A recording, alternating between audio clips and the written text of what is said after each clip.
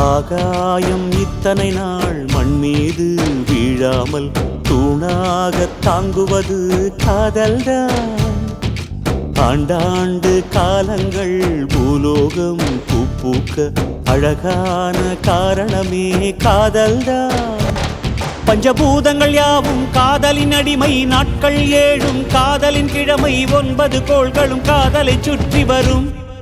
மரம் ஏற ஏணியை தந்தால் மலையில் ஏறி கொடியேற்றும், குண்டூசி கையில் தந்தால் கிணறே தோண்டிவிடும்.